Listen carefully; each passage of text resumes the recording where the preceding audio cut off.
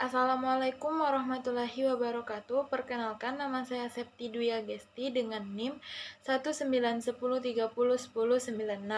dari program studi S1 Fisioterapi Fakultas Ilmu Kesehatan Universitas Aisyah Yogyakarta. Pada video kali ini saya akan menjelaskan tentang fikih kontemporer, yaitu tentang KB atau keluarga berencana, imunisasi, dan bayi tabung. Nah, dari video ini saya akan mengambil dari beberapa sumber, yaitu dari modul AIK 4 dan dari beberapa jurnal. Nah, jadi sumber yang pertama adalah sumber dari jurnal yang berjudul Manhaj Majelis Tarjih Muhammadiyah dalam Transformasi Hukum Islam Fatwa dari Abdi Wijaya, Fakultas Syariah dan Hukum UIN Alauddin Makassar. Nah, jadi dalam jurnal ini menjelaskan tentang keluarga berencana. Nah, menurut Majelis Tarjih Muhammadiyah, hadis yang menganjurkan memperbanyak keturunan itu harus dipahami sebagai anjuran untuk umat Islam sebagai individu, sehingga setiap individu masih dapat mempertimbangkan situasinya. Apakah pada ada kemampuan untuk melaksanakan anjuran tersebut ataukah tidak? Penjelasan tersebut mengisyaratkan bahwa Majelis Tarjih Muhammadiyah dalam memahami hadis tentang urusan keduniaan menggunakan penalaran lebih. Dari Majelis Tarjih, setidaknya dalam memahami hadis ini telah melakukan kontekstualisasi ajaran dasar Islam. Anjuran Nabi tersebut harus dilihat dari kondisi umat Islam di masa Nabi, sehingga hadis itu dimaksudkan untuk memperkuat barisan umat Islam yang saat itu masih sedikit jumlahnya. Namun demikian, Majelis Tarjih tetap berpendapat bahwa sekarang pun masih diperlukan barisan umat Islam yang banyak. Hal ini sejalan dengan kerangka berpikir kuantitatif. Dalam perkembangan kerangka berpikir kuantitatif diganti dengan berpikir kualitatif, bahwa umat Islam tidak dituntut untuk memproduksi keturunan sebanyak-banyaknya, melainkan dituntut untuk membina dan meningkatkan kualitas keturunan yang telah ada. Nah, jadi dalam Al-Quran dan hadis juga ada isyarat penting peningkatan kualitas umat Islam. Namun demikian, pada akhirnya Muhammadiyah berkesimpulan bahwa usaha untuk mengurangi jumlah anak termasuk perbuatan yang dilarang oleh Islam. Konsekuensi logisnya, Majelis Tarjih berpendapat bahwa pencegahan kehamilan adalah haram. Bahkan, penjarakan atau pengaturan kelahiran pun pada dasarnya tidak dibenarkan. Walaupun begitu, yang menarik dari keputusan Majelis Tarjih Muhammadiyah, ada yang masih membolehkan keluarga berencana, tetapi dalam kondisi darurat. Nah, jadi dalam Majelis Tarjih Muhammadiyah ini ada yang larangan untuk melakukan keluarga berencana atau penjarakan terhadap umur anak, tetapi diperbolehkan dalam kondisi darurat. Nah, kondisi darurat tersebut antara lain yaitu yang pertama mengkhawatirkan keselamatan jiwa atau kesehatan ibu karena mengandung atau melahirkan. Bila hal ini diketahui dengan pengalaman atau keterangan dokter yang dapat dipercaya.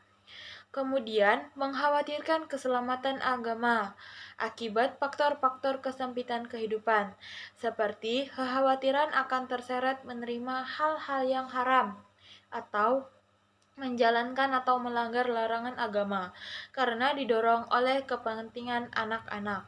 Kemudian, mengkhawatirkan kesehatan atau pendidikan anak-anak bila jarak kelahiran terlalu dekat.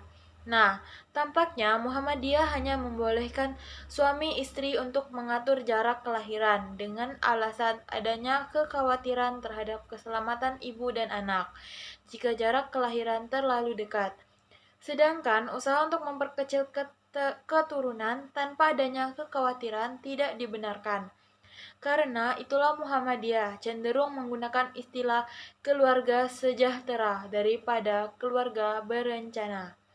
Nah, Muhammadiyah hanya memberi petunjuk secara umum melalui pernyataannya bahwa keluarga berencana harus dilakukan dengan cara-cara yang benar, disetujui oleh suami istri, dan tidak membahayakan bagi yang bersangkutan. Nah, sehubungan dengan hal ini, Muhammadiyah juga menganjurkan beberapa alternatif pengaturan kehamilan. Yang pertama adalah azal atau coitus interruptus. Yang kedua menggunakan IUD atau sterilisasi dan abortus. Dari keempat alternatif tersebut, Majelis Tarjih Muhammadiyah membolehkan alternatif pertama dan kedua. Sedangkan sterilisasi diharapkan secara mutlak. Nah, kemudian sumber yang kedua ada dari modul AIK 4. Nah, masih sama juga, yaitu tentang keluarga berencana. Jadi, berbicara tentang keluarga berencana memang terkesan ada kontradiksi dalam Al-Quran. Karena ada ayat yang menganjurkan untuk banyak anak, namun ada juga yang menganjurkan jangan meninggalkan generasi yang lemah. Nah, seperti dalam Quran Surat An-Nisa ayat 9 yang artinya, dan hendaklah takut kepada Allah, orang-orang yang seandainya meninggalkan di belakang mereka anak-anak yang lemah, yang mereka khawatir terhadap kesejahteraan mereka. Nah, jadi ada juga ketika Rasulullah Shallallahu Alaihi Wasallam masuk ke dalam rumah Sa'ad ibnu Abu Waqqas dalam rangka menjenguknya, maka saat bertanya, "Wahai Rasulullah, sesungguhnya aku mempunyai harta, sedangkan tidak ada yang mewarisiku kecuali hanya seorang anak perempuan. Maka, bolehkah aku menyedekahkan 2/3 dari hartaku?" Rasulullah Shallallahu Alaihi Wasallam menjawab, "Tidak boleh." Saat bertanya, "Kalau demikian separohnya?" Rasulullah Shallallahu Alaihi Wasallam menjawab, "Jangan." Kemudian saat bertanya lagi, "Bagaimana kalau sepertiganya?" Rasulullah menjawab, "Sepertiganya sudah cukup banyak." Kemudian Rasulullah Shallallahu Alaihi Wasallam bersabda, "Sesungguhnya kamu bila meninggalkan ahli warismu dalam keadaan berkecukupan adalah lebih baik daripada kamu membiarkan mereka dalam keadaan miskin, meminta-minta kepada orang." Nah, dalam wacana fikih Islam kontemporer dikenal dengan dua istilah, yaitu tahdidun nasal, artinya pembatasan kelahiran, dan tanzimun nasal, yang berarti pengaturan kelahiran. Menurut jumhur ulama, tahdidun nasal tidak dibenarkan karena menyalahi fitrah reproduksi manusia. Sedangkan tahzimun nasal tidak dilarang dalam Islam karena merupakan ikhtiar untuk mengatur, merencanakan keluarga. Nah, ini berarti ada perencanaan anak lahir disambut dengan rasa syukur. Nah, kemudian keluarga yang berkualitas juga sejalan dengan tuntutan Islam yang dikenal dengan keluarga sakinah. Sesuai ayat Al-Quran surat Ar-Rum yang artinya, dan di antara tanda-tanda kekuasaannya ialah dia menciptakan istri-istri dari jenismu sendiri, supaya kamu cenderung dan merasa tentram kepadanya, dan dijadikannya antara kamu rasa kasih sayang. Sesungguhnya pada yang demikian itu benar-benar terdapat tanda-tanda bagi kaum yang berpikir. Nah, Keputusan Tarjih Muhammadiyah tahun 1968 tentang keluarga berencana dikaitkan dengan peningkatan kualitas hidup generasi atau keturunan. Sebagai dasar pertimbangannya adalah Quran Surat An-Nahl. Allah menjadikan bagi kamu istri-istri dari jenis kamu sendiri dan menjadikan bagimu dari istri-istri kamu itu anak-anak dan cucu-cucu, memberi rezeki yang baik-baik. Maka, mengapakah beriman kepada yang batil dan mengingkari nikmat Allah? Nah, jadi dengan dasar pertimbangan tersebut, maka menurut ajaran Islam, salah satu manfaat perkawinan adalah memperoleh keturunan. Islam menganjurkan agar kehidupan anak keturunan jangan sampai terlantar dan menjadi tanggungan orang lain. Di luar tujuan itu, maka upaya mencegah kehamilan adalah berlawanan dengan ajaran agama Islam. Demikian pula keluarga berencana yang dilaksanakan untuk pencegahan kehamilan. Nah, kemudian ada alat-alat kontrasepsi yang bermacam-macam tergantung metode kontrasepsi yang dipilihnya. Nah, yang pertama ada metode alami, yaitu seperti kalender, sanggama terputus. Kemudian yang kedua ada metode hormonal, yaitu seperti pil, suntik, kemudian ada implan. Nah, kemudian yang ketiga ada metode perintang, yaitu kondom, spermisid, diafragma. Kemudian yang keempat ada intrauterine device atau alat kontrasepsi dalam rahim. Kemudian yang kelima ada metode operasi, vasektomi dan tubektomi. Kemudian yang keenam ada metode operasi. Nah, jadi implan dan IUD dapat digunakan untuk jangka waktu yang lama dan membutuhkan peralatan tambahan. Sedangkan pil, suntik, dan kondom membutuhkan kepatuhan klien untuk menjamin pencegahan kehamilan tak dikehendaki. Sedangkan untuk vasektomi dan tubektomi, sebagai ulama masih meragukan kebolehannya metode KB ini, terutama dengan menggunakan pemotongan yang permanen, karena dikhawatirkan tidak dapat disambung lagi.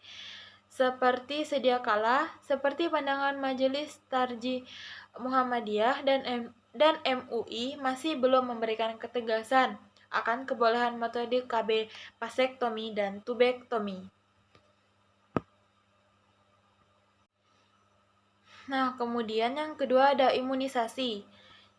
Jadi, salah satu cara yang ditempuh agar seseorang atau masyarakat bisa memperoleh tingkat kesehatan yang tinggi adalah dengan cara imunisasi.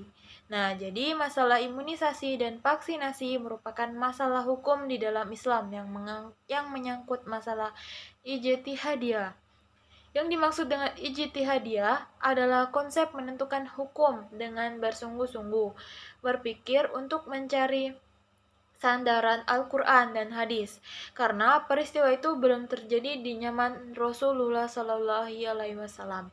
Oleh sebab itulah, kalau ada yang berpendapat bahwa status hukum imunisasi dan vaksinasi itu halal, pastilah pendapat itu tidak didukung secara bulat oleh semua ulama.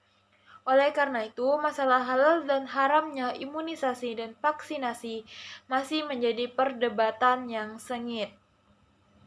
Nah, kemudian apabila kita mengkaji masalah imunisasi dan vaksinasi termasuk imunisasi MR atau measles rubella, maka dapat dilihat dari 3 aspek, yaitu yang pertama, cara memberikan vaksin.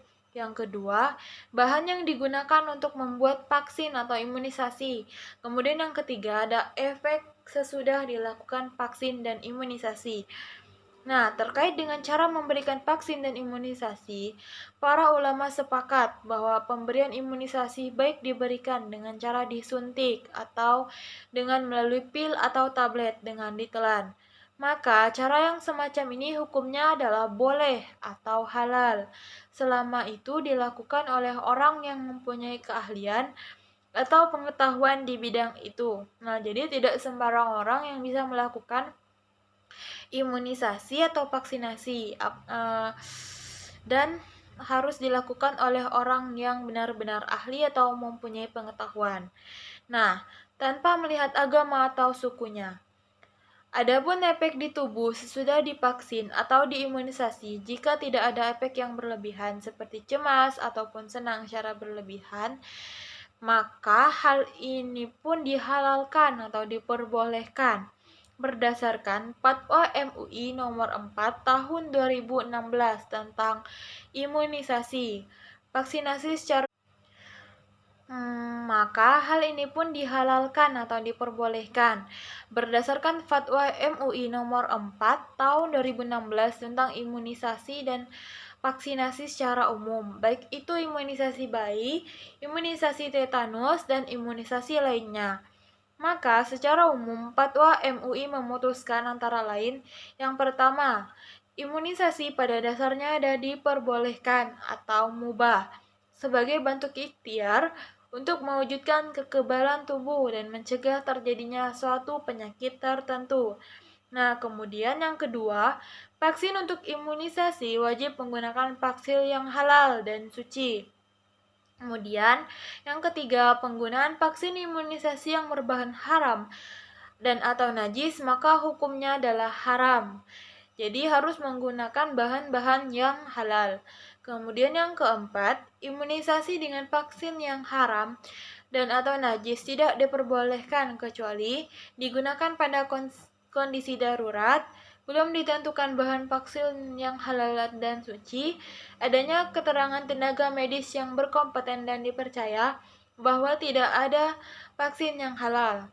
Kemudian yang kelima, dalam hal ini, jika seseorang yang tidak diimunisasi akan menyebabkan kematian, penyakit berat, ataupun kecacatan permanen yang akan mengancam jiwanya dengan pertimbangan ahli yang kompeten dan dipercaya, maka imunisasi hukumnya wajib.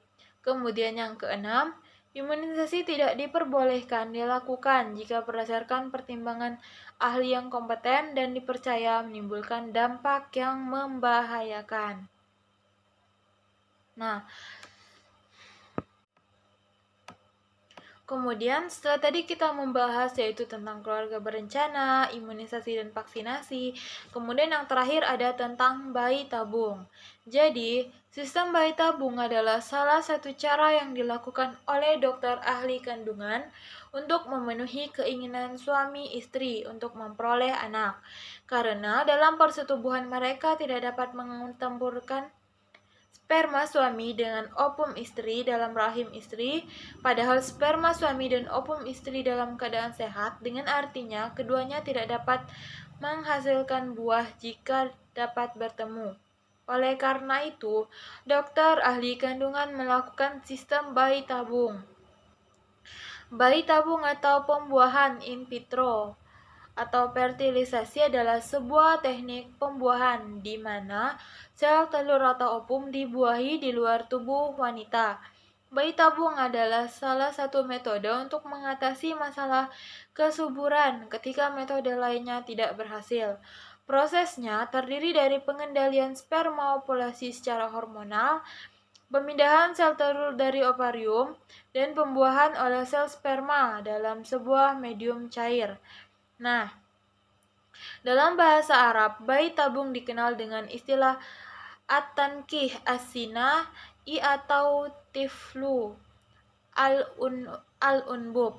Karena teknik bayi tabung ini terbilang baru jika dibandingkan dengan masa kehidupan para ulama terdahulu, sehingga tidak ditemukan mereka pernah membahasnya dan tidak pula menyebutkan dalam kitab-kitab mereka.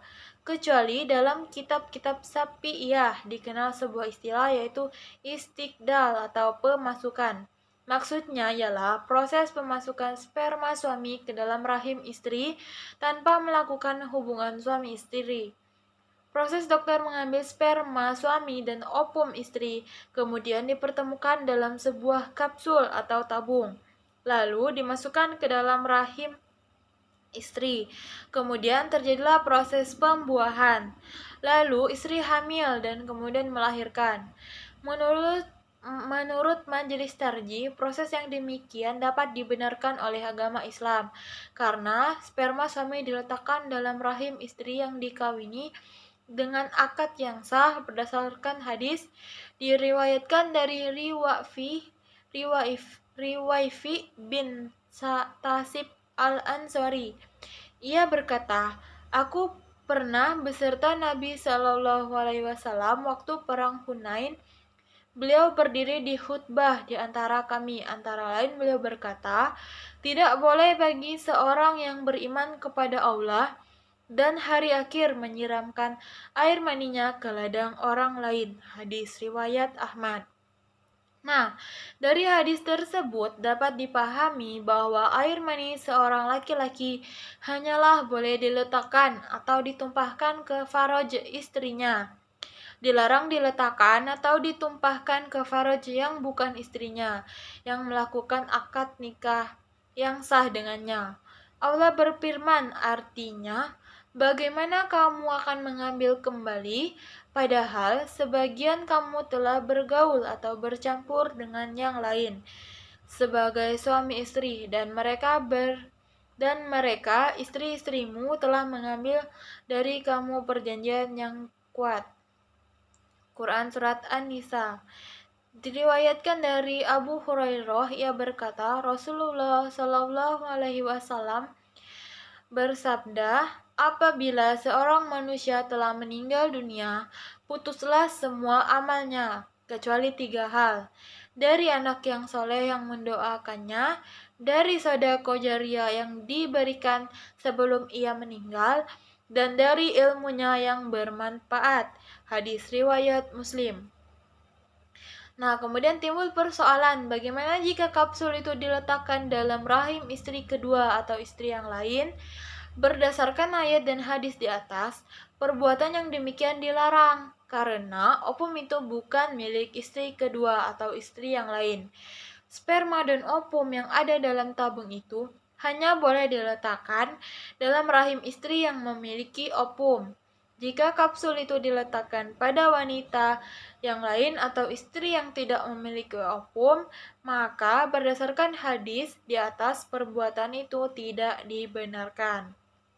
Nah, sekian penjelasan saya yaitu tentang KB atau keluarga berencana, kemudian tentang imunisasi, dan yang terakhir tadi tentang bayi tabung. Nah, kurang lebihnya saya mohon maaf, saya akhiri. Wabillahi taufiq wal hidayah. Wassalamualaikum warahmatullahi wabarakatuh.